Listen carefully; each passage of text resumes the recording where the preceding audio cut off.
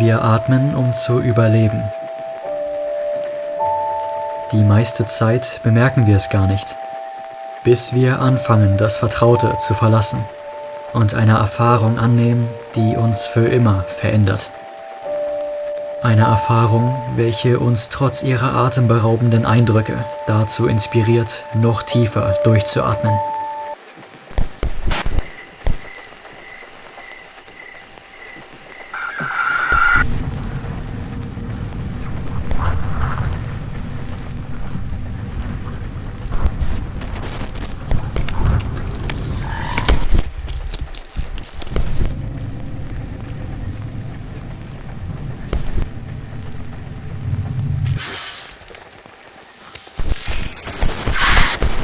Eine unvergessliche Erfahrung voller Leidenschaft. Entdecken Sie die Tiefen Ihrer selbst, erleben Sie unbeschreiblich mühelose Schönheit und tauchen Sie ein in die Geschichte.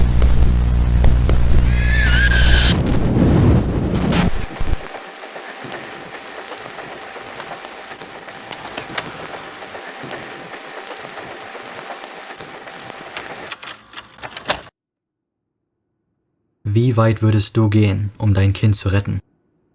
Innerhalb der nächsten paar Minuten werden wir uns diese Frage stellen müssen, denn das Flugzeug, welches uns und unseren Sohn Timmy eigentlich zurück nach Hause fliegen sollte, landet deutlich früher als erwartet.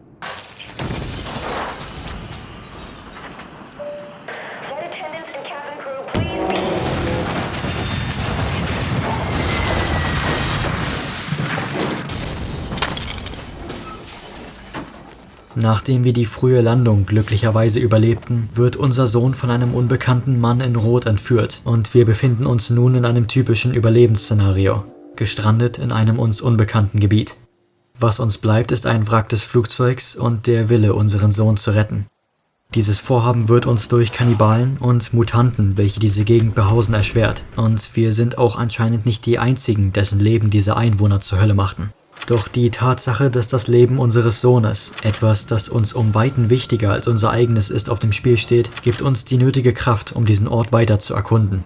Wir entdecken und erforschen das riesige Höhlensystem unterhalb dieser Landschaft, finden Hinweise auf die Aktivität einer Firma namens Sahara und gelangen nach dem Durchqueren eines sehr futuristischen Obsidiantunnels an eine stabile Tresortür und damit in das Labor von Sahara Therapeutics.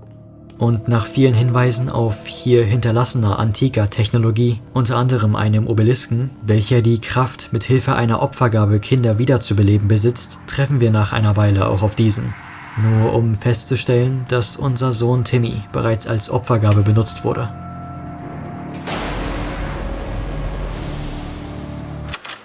Das ging ein wenig zu schnell, ich weiß. Spulen wir also nochmal zurück und versuchen die einzelnen Elemente der Geschichte genauer zu betrachten.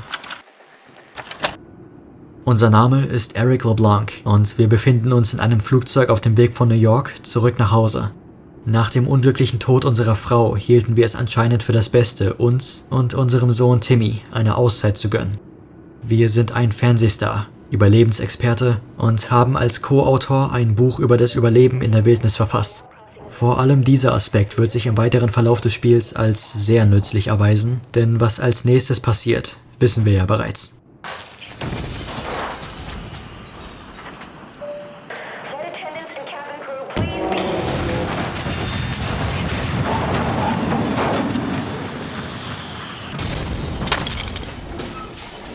Glücklicherweise überlebten wir den Absturz. Unglücklicherweise schließen wir jedoch kurz darauf flüchtig Bekanntschaft mit dem Mann in Rot, welcher Timmy mitnimmt. Zu erschöpft, um ihn davon abzuhalten, verlieren wir erneut unser Bewusstsein. Und nachdem wir einige Stunden später wieder aufwachen, setzt alles, was wir an Erfahrungen und Wissen in Bezug auf das Überleben haben, in Kraft. Wir sammeln alle Vorräte und Hilfsmittel aus dem, was von dem Flugzeug noch übrig bleibt, fertigen direkt eine To-Do-Liste an und machen uns ein Bild von der Halbinsel, auf welcher wir gelandet sind. Ab hier beginnt das Spiel. Die Geschichte beginnt jedoch schon viel früher. Während des 19. Jahrhunderts begannen Gerüchte über antike Technologie, ein Obelisk mit der Kraft, Kinder wiederzubeleben, zu zirkulieren. Anfang des 20. Jahrhunderts entschieden sich christliche Missionäre, die erste größere Gruppe an Menschen, dazu, die Halbinsel zu besuchen und die Wunder des Obelisken mit eigenen Augen zu erleben. Ihre Zelte sind mit die ältesten Spuren von zivilisiertem Leben auf der Halbinsel und die Anzeichen ihrer Anwesenheit findet man hier bis heute überall. Kruzifixe, Bibeln, altes Dynamit, eine Steinschlosspistole und sogar die Kannibalen übernahmen einige Elemente ihres Glaubens. Relativ schnell trafen die Missionäre jedoch auf die Virginia-Mutanten, vermutlich auch auf die anderen Varianten und Kannibalen, welche die Halbinsel anscheinend schon seit Jahrhunderten behausen. Daraufhin verbarrikadierten sie einige Höhleneingänge und Verbindungen und hingen Kreuze an die Bretter, um als Schutz und Warnung für weitere Reisende zu dienen. Die Missionäre trafen ihr Ableben unglücklicherweise während eines katastrophalen Ereignisses, welches ihre Körper offenbar mumifizierte und versteinerte. Einige von ihnen beteten während ihrer letzten Momente eine Wandmalerei des Wiederbelebungsobelisken an, andere schützten ihre Augen oder streckten ihre Hände aus, als würden sie versuchen, nach etwas zu greifen. Viele der Leichen sind in einer Höhle zu finden, welche in ihrer Mitte ein Steingebilde mit einem roten, nicht lokalisierbaren Schimmer enthält. Vielleicht befand sich in dieser Mitte mal ein weiterer Obelisk, der sogenannte Todesobelisk, der eine Art sofortige Welle radioaktiver Strahlung absonderte, was ihr Aussehen und die Tatsache, dass die Kannibalen an der Oberfläche kaum bis gar nicht von dem Ereignis beeinflusst wurden, erklären würde. Radioaktive Strahlung penetriert tonnenweise Stein normalerweise nicht. Wie gesagt, eine Art radioaktive Strahlung. Die genaue Funktionsweise der auf der Halbinsel hinterlassenen antiken Technologie wird nicht erläutert und ist dementsprechend unbekannt. Abgesehen von den Missionären gab es anscheinend auch sehr einflussreiche Leute, welche die Halbinsel bereisten. Das Höhlensystem ist voll mit alten Louis Vuitton Reisekoffern, welche auf den Reichtum dieser Menschen hindeuten. Auch sie trafen vermutlich ihr Ableben durch die Mutanten und Kannibalen. Warum die Menschen den Obelisken finden wollten, scheint sich zwischen ihnen zu unterscheiden. Macht und Profit auf der einen Seite, Verehrung und Bestätigung eines Glaubens auf der anderen. Manche waren jedoch lediglich auf der Suche nach neuen Erfahrungen. Die moderneren Camps stammen von Reisenden des späten 20. und frühen 21. Jahrhunderts. Unter ihnen zählen Taucher, Höhlenforscher, Kletterer und sogar eine Filmcrew, welche anscheinend eine Art Videoprojekt über Charles dem Überlebensmann produzieren wollte. Die Rolle von Charles übernehmen anscheinend wir. Auch sie sind entweder tot oder mit der Implikation, tot zu sein, verschwunden. Da sich sowohl eine Flucht vor den Kannibalen als auch die gewaltvolle Verteidigung in vielen Fällen als vergebens herausstellte, kann es vielleicht sogar sein, dass einige der Kannibalen tatsächlich einst zivilisierte Menschen waren, welche sich aufgrund ihrer aussichtslosen Lage unter den Kannibalen mischten, um ihr Überleben sicherzustellen. Zumindest so lange, bis wir auftauchten. Andere waren jedoch nicht auf der Suche nach Abenteuern, sondern nach vermissten Kindern. Wie bereits erwähnt, benötigt der Wiederbelebungsobelisk für den Prozess der Wiederbelebung ein weiteres Kind als Opfergabe. Es liegt also nahe, dass Kinder für die Nutzung des Obelisken entführt wurden. Ein Zeitungsartikel über vermisste Zwillinge erwähnt unter anderem die Missionäre, welche offenbar nicht nur auf der Suche nach dem Obelisken, sondern auch nach den vermissten Kindern, so auch den Zwillingen waren. Anscheinend verschwanden in dieser Zeitperiode ungewöhnlich viele Kinder spurlos, vermutlich aus dem bereits genannten Grund. Das Ganze zog zwischenzeitlich sogar so viel Aufmerksamkeit auf sich, dass massenweise Dokumentationen über die verlorenen Kinder der Halbinsel produziert wurden. Man merkt, das Interesse an der Halbinsel hat nicht nur viele Gründe, sondern auch viele Konsequenzen. Und hier kommen wir zu Sahara. Irgendwann während des 20. Jahrhunderts bekam die amerikanische Arzneifirma Wind von den Kräften des Obelisken und entschied sich, die Halbinsel zu kaufen. Ihre Suche nach dem Obelisken war erfolgreich und sie fingen an, diesen zu erforschen. Und da der Wiederbelebungsobelisk ein Kind als Opfergabe benötigt, wurde auch mit Kindern experimentiert.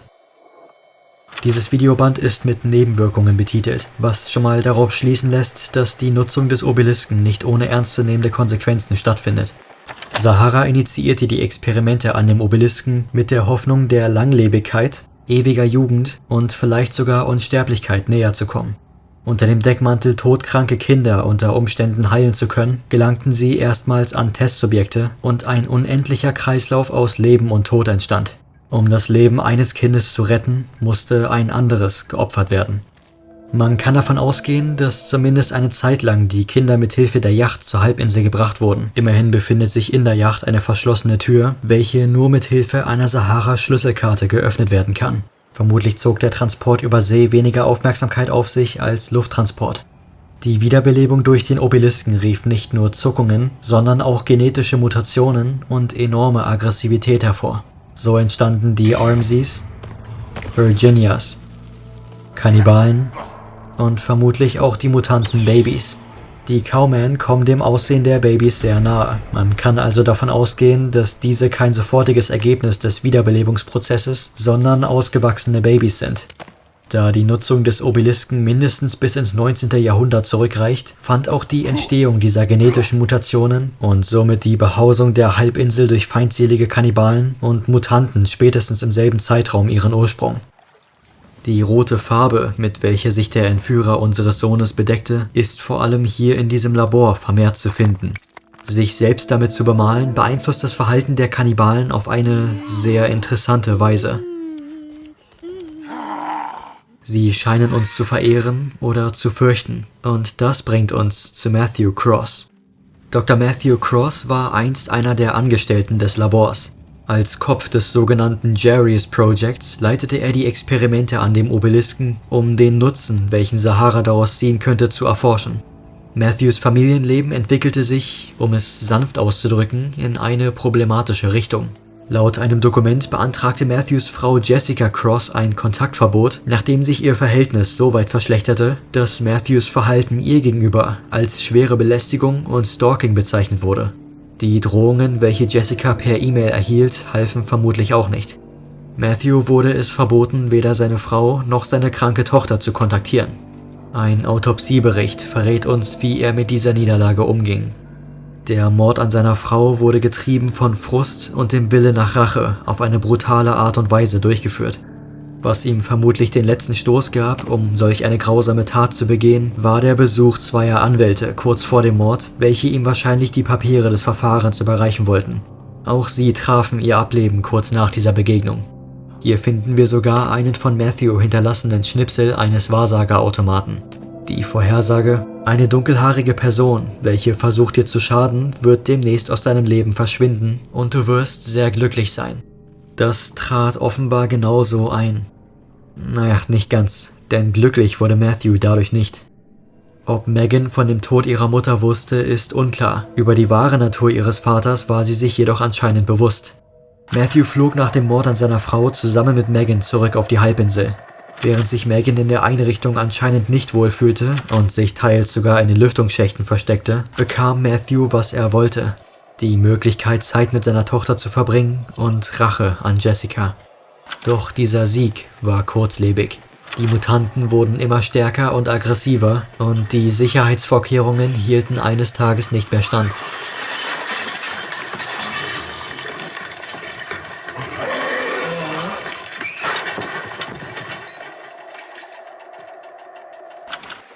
Megan und viele der Mitarbeiter starben durch Matthews Versuchsobjekte. Die Einrichtung wurde von den Kannibalen und weiter fortgeschrittenen Mutanten überrannt. Einige Mitarbeiter konnten evakuiert werden, andere starben während des Vorfalls. Matthew hingegen entschied sich dazu zu bleiben. Eine Frau bleibt ihm nicht mehr und sein eigenes Kind starb vor seinen Augen. Doch ein letztes Fünkchen Hoffnung blieb ihm noch: der Wiederbelebungsobelisk. Dafür brauchte er nur ein weiteres Kind als Opfergabe. Und da die Kinder der Einrichtung vermutlich alle bereits mutiert oder aufgrund des Vorfalls verstorben waren, musste er sich woanders auf die Suche nach einer Opfergabe machen. Eine E-Mail von Dr. Cross behandelt ein Gerät, das offenbar in der Lage ist, Flugzeuge zum Absturz zu bringen. Wir können also bereits davon ausgehen, dass der Absturz unseres Flugzeuges kein Unfall, sondern Matthews Absicht war, um an ein Opfer für die Wiederbelebung seiner Tochter heranzukommen. In dem Fall unglücklicherweise unseren Sohn Timmy. Wie bereits erwähnt, leitete Matthew die Experimente, sprich bei jeder weiteren Opferung eines Kindes war er vermutlich anwesend. Die Kinder und somit auch ihre fortgeschrittene Form als die Kannibalen fingen also an, Dr. Cross mit ihrem unausweichlichen Tod zu assoziieren. Er war der Einzige, gegen welchen sie sich nicht zu wehren trauten. Der Einzige, den sie fürchteten. Um sich abzuheben und seine Präsenz als Gefahr zu untermalen, bemalte Matthew sich offenbar mit roter Farbe. Das bot ihm die Möglichkeit, die Insel gefahrlos zu durchqueren, unseren Sohn zu entführen und diesen durch mehrere Höhlen bis ins Labor zu bringen. Vermutlich sind die Gegner hier unten unter anderem deswegen entweder tot oder enorm geschwächt. Matthew kümmerte sich anscheinend um sie, um Timmy sicher zu dem Obelisken zu bringen. Auf unserem Weg durch besagte Höhlen können wir sogar regelmäßig Teile von Timmys Spielzeug und Zeichnungen, welche er vermutlich für uns als eine Art Wegweiser hinterließ, finden. Im Gegensatz zu den Bildern, welche uns abbilden, scheint Timmy auf denen mit Matthew nicht glücklich zu sein. Jedoch ist es trotzdem offensichtlich, dass Matthew sich gut um Timmy kümmerte. In einer der Höhlen können wir unter anderem ein Wandgemälde von dem roten Mann, umgeben von vielen kleineren Männchen, vermutlich den Kannibalen, finden. Man kann davon ausgehen, dass das hier Matthews Werk ist. Er sieht sich selbst offenbar als größer und bedeutsamer als jeden um ihn rum. Vermutlich sieht er die Kannibalen immer noch als die Kinder, die sie einst waren. Interessant ist auch die Wahl des Projektnamens Jarius Project. Jarius ist eine Figur des Neuen Testaments, dessen 12-jährige Tochter starb und kurz darauf von Jesus wiederbelebt wurde. Einer der ersten, wenn nicht sogar die erste Wiederbelebung des Jarius Projects war ebenfalls ein 12-jähriges Mädchen. Außerdem hinterließ Matthew herausgerissene Seiten der Bibel, auf welcher er teilweise die Bibel selbst zitierte. Sie ist nicht tot, sie schläft nur. Und hab keine Angst, glaube einfach daran, deuten beide auf Matthews Vorhaben, seine Tochter wiederzubeleben hin. Er sieht Megans Tod anscheinend nur als vorübergehenden Umstand. Ein eifersüchtiger Gott bestraft die Kinder für die Fehler ihrer Eltern, lässt darauf schließen, dass Matthew sich über die Schuld und Verantwortung, welche er für Megans Tod trägt, bewusst ist. Seine Fehler führten zu ihrem Tod. Das Ableben seiner Tochter brach Matthew anscheinend vollständig. Es ist offensichtlich, dass er, vermutlich als Schutzmechanismus, eine Art Gottkomplex entwickelte. Er sieht sich selbst als Heiler, jemand mit übermenschlichen Kräften. Er sieht sich selbst als gottgleich. Und da er den Schmerz, sein eigenes Kind zu verlieren, nachvollziehen kann, hinterließ er die Sahara-Schlüsselkarte und erlaubte Timmy, eine Spur zu hinterlassen, um uns eine Chance zu geben.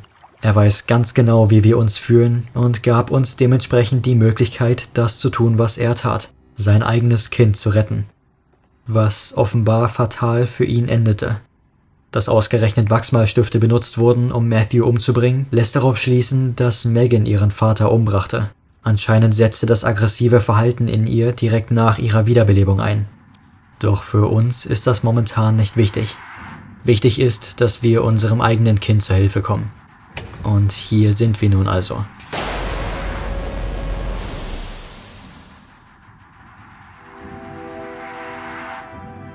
Es scheint, als wären wir zu spät. All die Mühe, all der Schmerz, den wir ertrugen, all der Schmerz, den Timmy ertrug, war vergebens. Wir konnten ihn nicht retten. Doch wir erinnern uns an den Kreislauf.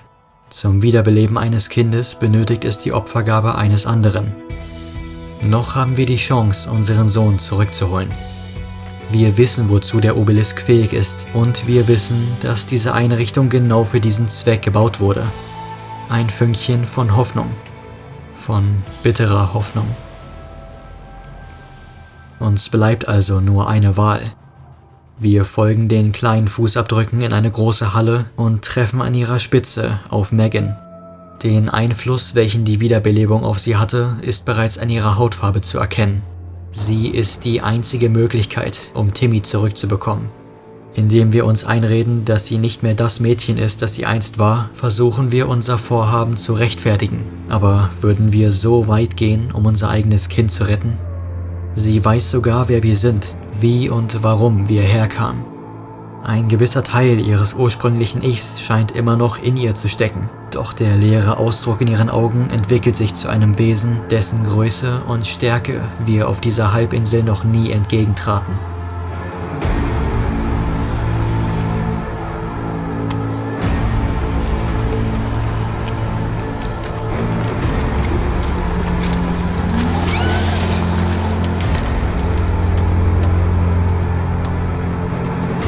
Megan hat es noch schlimmer erwischt als die meisten anderen Kinder zuvor. Auch wenn wir es uns vorher nicht eingestehen wollten, haben die Geschehnisse auf dieser Halbinsel uns zu einem Monster gemacht. Jegliche Gewalt, welche wir zuvor einsetzten, war zwar mehr oder weniger gerechtfertigt. Es war Selbstverteidigung, um unser eigenes Überleben sicherzustellen und dafür zu sorgen, dass wir unserem Sohn zur Hilfe kommen konnten. Doch dieses Mal ist es anders. Wir kämpfen nicht nur gegen Megan, um uns zu verteidigen, sondern um sie als Opfergabe für unseren eigenen Sohn zu nutzen. Auch wenn sie nicht mehr das friedliche Mädchen ist, das sie einst war, auch wenn wir ihr vielleicht sogar mit ihrem endgültigen Tod einen Gefallen tun, ändert das nichts an der Tatsache, dass wir einem unschuldigen Mädchen, welches nichts von all dem hier wollte, das Leben nehmen, um sie für unsere eigenen Zwecke zu benutzen. Doch um uns darüber Gedanken zu machen, bleibt uns momentan keine Zeit. Wir haben bereits unsere Frau verloren und nochmal werden wir diesen Verlust nicht durchleben, vor allem nicht, wenn wir die Möglichkeit haben, ihn zu verhindern. Uns bleibt nur noch unser Sohn und wir werden alles dafür tun, um ihn wiederzubekommen. Offenbar auch, wenn es heißt, das Leben eines anderen Kindes zu nehmen.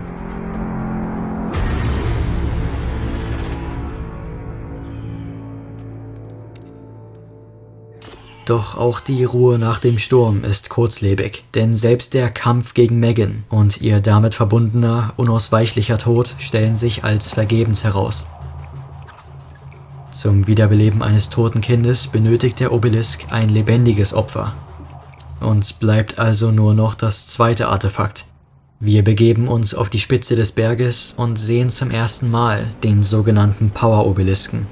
Das ist das Gerät, welches in der Lage ist, Flugzeuge zum Absturz zu bringen. Und mit Hilfe dieses Obelisken brachte Matthew uns auf die Halbinsel.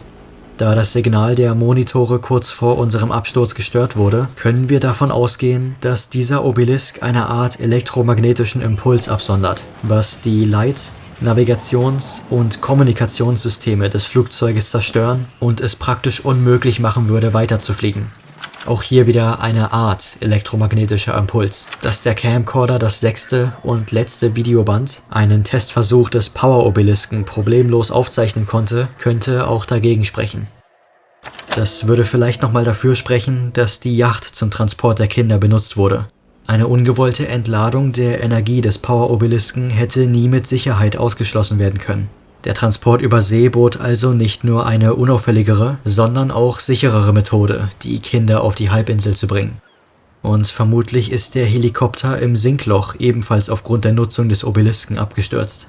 Da sich direkt neben dem Helikopter ein Koffer mit einem Anzug befindet, könnte man hier davon ausgehen, dass die Anwälte, welche aufgrund des Rechtsstreits zwischen Matthew und Jessica auf die Halbinsel kamen, dafür den Helikopter nutzten.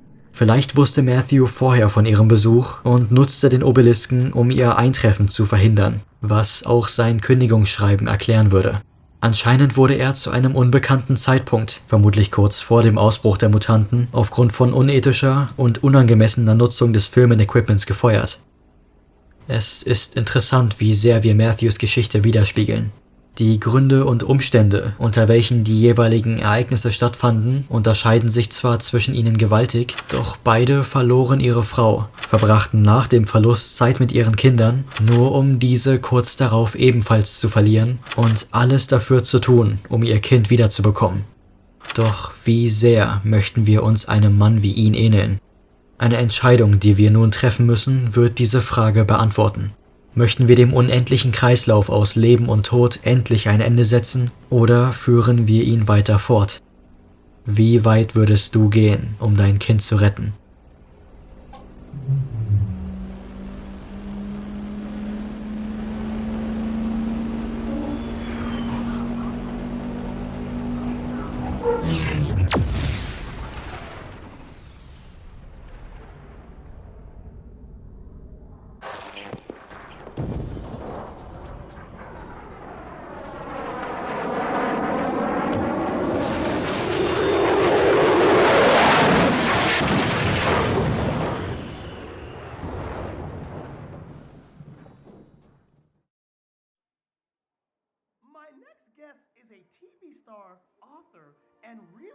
Ein Jahr später befinden wir uns endlich wieder in der zivilisierten Welt und das sogar mit Timmy an unserer Seite. Wir opferten Dutzende Menschen, unter anderem 3 Kinder, um unser eigenes Kind zu retten, aber natürlich weiß niemand davon. Nach unserer Rückkehr schrieben wir ein Buch über das Überleben auf der Halbinsel. Ob wir darin Sahara, die Mutanten oder Kannibalen erwähnen, ist unklar. Wir können jedoch davon ausgehen, dass der zweite, von uns verursachte Flugzeugabsturz nicht darin vorkommt. Kurz nach der Veröffentlichung des Buches wurden wir zu einer Talkshow eingeladen und hier sind wir nun, als Gast der Stunde. Ein bitteres Happy End, oder?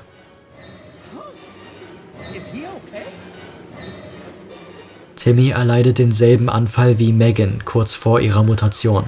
Anscheinend war selbst das Opfern der gesamten Besatzung des zweiten Flugzeuges vergebens.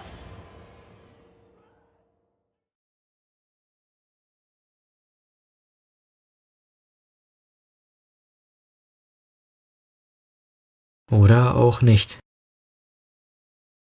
Einige Jahre später bekommen wir einen mittlerweile erwachsenen Timmy zu Gesicht.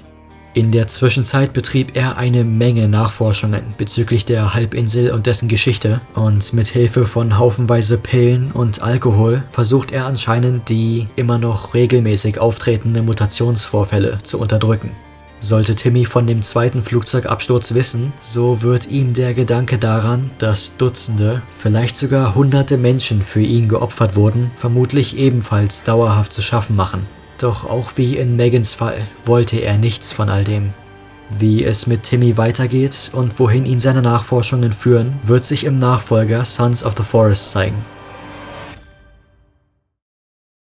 Sollten wir jedoch dem Kreislauf ein Ende setzen und den Obelisken ausschalten, so lassen wir das Flugzeug die Halbinsel sicher überqueren und akzeptieren den Tod unseres Sohnes. Timmy ist nicht mehr da und das wird er auch nie mehr sein. Wir lassen endgültig los und widmen uns wie gewohnt dem Überleben auf der Halbinsel. Vielleicht werden wir ja eines Tages doch noch gerettet. Bis dahin erhalten wir nach dem Erreichen des alternativen Endes nicht nur die Möglichkeit weiterzuspielen, sondern auch Dinge aus unserem alten, normalen Leben nachzubauen, um hier nicht komplett zu vereinsamen. Ein Auto, einen Fernseher und sogar einen Hund, unsere Frau und Timmy können wir uns nun selbst bauen. Ich glaube, das macht das Ganze nicht besser. My next guest is a TV star, author, and real-life plane crash survivor. Here to talk to us about his new book, Rescued, along with his son, Timmy. Please, give it up for Eric LeBlanc.